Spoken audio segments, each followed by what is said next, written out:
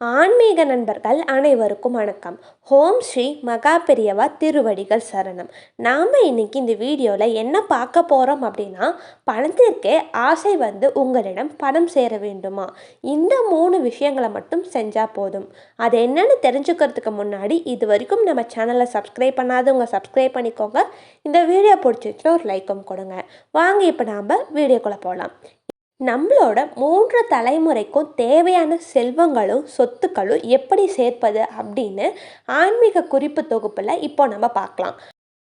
நாம் கஷ்டப்பட்டு பணத்தை சம்பாதிக்கிறது போலவே நாம் சம்பாதித்த பணத்தை கட்டி காப்பாற்றுறது கடினமான காரியம் அப்படின்னு பலரும் சொல்கிறாங்க.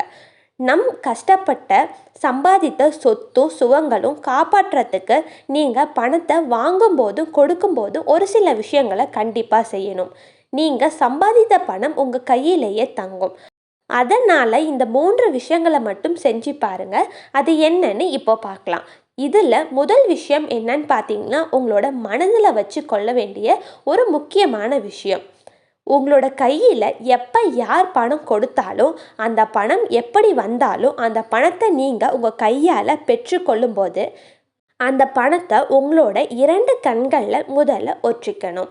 2வது விஷயம் என்னன்னு பார்த்தீங்கன்னா, நீங்கள் கையில் வாங்கிய பணத்தை கண்ணில் ஒற்றிக்கொண்டதுக்கு அப்புறம் அந்த பணத்தை நீங்கள் பீரோவில் வைப்பதாக இருந்தாலும் சரி, உங்கள் வீட்டில் உள்ள பணப்பெட்டியில் வைப்பதாக இருந்தாலும் சரி, அப்படி இல்லைன்னா வங்கி கணக்கில் போடுவதாக இருந்தாலும் சரி, நீங்கள் வாங்கிய பணத்தை வேறு இடத்துல வைப்பதற்கு முன்னாடி லாப வசி வசி அப்படிங்கிற வார்த்தையை ஒரு முறை சொல்லிட்டு பத்திரப்படுத்துங்க.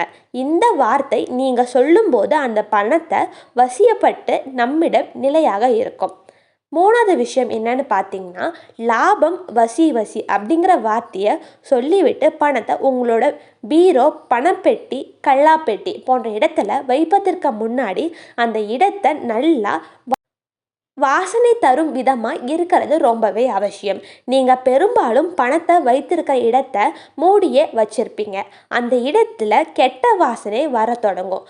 அதுவும் வராமல் தடுக்கிறதுக்கு அந்த இடத்துல வாசனை தரத்துக்காக ஏலக்காய், கிராம்பு, பட்டை, ஜவ்வாது போன்ற பொருட்களை நீங்கள் பார்த்துக்கோங்க. அந்த பொருளை நீங்கள் பணம் வச்ச இடத்துல வச்சுக்கோங்க. இப்படி நீங்கள் பணம் வைக்கும் இடத்துல நல்ல வாசனை நிலவுச்சு அப்படின்னா பணம் உங்களோட நிலையாக இருக்கும். அதுபோலவே நீங்கள் பணம் வைக்கும் இடத்தை சுத்தமாக காலி செய்யக்கூடாது. சிறிது பணமாவது அப்படி இல்லைன்னா ₹1 நாணயமாவது அங்கே கண்டிப்பாக இருக்கணும். இந்த 3 விஷயங்களை நீங்கள் பண்ணுறீங்களான்னு பாருங்கள். பண்ணாமல் இருந்தீங்கன்னா இனிமேல் இந்த 3 விஷயங்களை கடைபிடிங்க. அனைவருக்கும் நன்றி. ஹர ஹர சங்கர ஜெய ஜெய சங்கர. ஹர ஹர சங்கர ஜெய ஜெய சங்கர.